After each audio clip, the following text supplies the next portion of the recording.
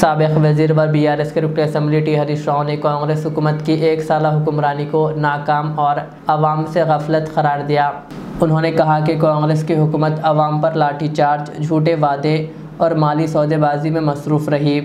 हरीश राव ने तेलंगाना भवन में 18 सफ़हात पर मुश्तमिल चार्जशीट जारी करते हुए कहा कि कांग्रेस ने ना तो वादे पूरे किए और ना ही नए मनसूबे शुरू किए, बल्कि जारी तरक्याती कामों को भी मुतासिर किया। उन्होंने कहा कि किसानों को 2 सीज़न तक रैतु बंधु से महरूम रखा गया और ख़वातीन के लिए कई वादे अधूरे रहे। हरीश राव ने कांग्रेस पर बद इंतज़ामी अफसरान की बार बार तब्दीली और तलबा की ज़िंदगियों को ख़तरे में डालने वाले वाक़यात जैसे फूड पॉइज़निंग के मसाइल को हल ना करने का इल्ज़ाम आयद किया। उन्होंने कहा कि कांग्रेस हुकूमत तरक्की के बजाय BRS पर झूठे इल्ज़ामात लगाकर अवाम को गुमराह करने की कोशिश कर रही है। उन्होंने अवाम से भी अपील की कि वो कांग्रेस हुकूमत की नाकामियों को उजागर करें। అసలు రోడ్డెక్కని రంగమే లేదు। రైతుల్ని రోడ్డెక్కించారు, నిరుద్యోగుల్ని రోడ్డెక్కించారు, అవ్వా తాతల్ని రోడ్డెక్కించారు, పోలీసులు రోడ్డెక్కించారు, నిరుద్యోగులు రోడ్డెక్కారు। అన్ని వర్గాల ప్రజల్ని కూడా ఈ ఏడాది కాలంలో రోడ్డెక్కించినటువంటి ఘనత రేవంత్ రెడ్డి గారి ప్రభుత్వం। ఇంకా వచ్చి రాగానే అనాలోచిత ప్రకటనలు, ఆగమాగం। గచ్చిబౌలి నుంచి శంషాబాద్ ఎయిర్పోర్ట్కు మెట్రో రైలు రద్దు, ఫార్మాసిటీ రద్దు, హైదరాబాద్లో 10 గంటలకే వాణిజ్య వ్యాపారాలన్నీ బంద్, హైడ్రా పేరిట కూల్చివేతల పేరిట అరాచకం। అంటే ఇవన్నీ కూడా ఒక నెగటివ్ యాటిట్యూడ్। దాంతో ఏమైంది, మొత్తం కూడా వ్యాపార సంస్థలు వెనక్కిపోతా ఉన్నాయి, పెట్టుబడులు వెనక్కిపోతా ఉన్నాయి।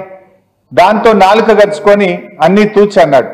లేలే మెట్రో రైలు రద్దు కాదు, రూట్ మార్పు అంటాడు, ఫార్మాసిటీ రద్దు కాదు, కొంత మాత్రమే పెడతా అంటాడు, 10 గంటలకు దుకాణాలు బంద్ అంటాడు, లేలే ఇది మళ్ళీ 1 గంట దాకా పెంచుతా అంటాడు।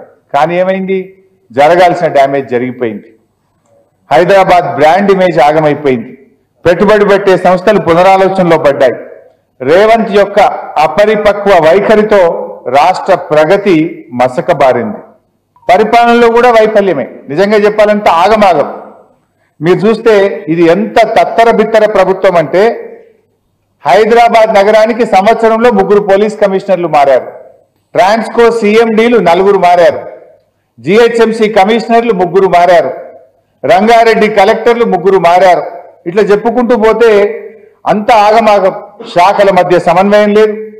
ముఖ్యమంత్రి స్వయంగా నిర్వహిస్తున్న విద్య, SC, ST, మైనారిటీ శాఖల్లోనే పరిస్థితులు అత్యంత దారుణంగా అస్తవ్యస్తంగా ఉన్నటువంటి పరిస్థితి। ఇలా పాఠశాలల్లో గురుకుల విద్యార్థులు విష ఆహారం తిని ప్రాణాలు కోల్పోతున్న పరిస్థితి। మద్యం అమ్మకాలు పెరగడం లేదని, ప్రజల్ని ఇంకా మద్యం బాగా తాగించండి అని 31 మంది ఎక్సైజ్ అధికారులకు మెమోలు ఇచ్చిన ప్రభుత్వం రేవంత్ ప్రభుత్వం। అంటే దీన్ని బట్టి ఒకటి ఏమర్థమవుతుంది, సీఎం రేవంత్ రెడ్డి పరిపాలనలో ఆయనకు కన్విక్షన్ లేదు, కాన్సంట్రేషన్ లేదు, కన్సిస్టెన్సీ లేదు అనేటువంటి విషయం చాలా స్పష్టంగా ఈ రోజు మనకు అర్థమవుతా ఉంది। रियाज इस्लामिक स्कूल तालीमी मैदान में एक नया इनकलाब, इस्लामिक और मॉडर्न एजुकेशन के अजीम दर्स का 23 साल तजुर्बे के बाद तलबा और तालिबात के लिए रियाज इस्लामिक स्कूल पेश करता है हिफ्ज़ कुरान, नाज़िरा कुरान, क़ायदे के अलावा नर्सरी ता 10वीं जमात तक के तालीम का बेहतरीन नज़्म।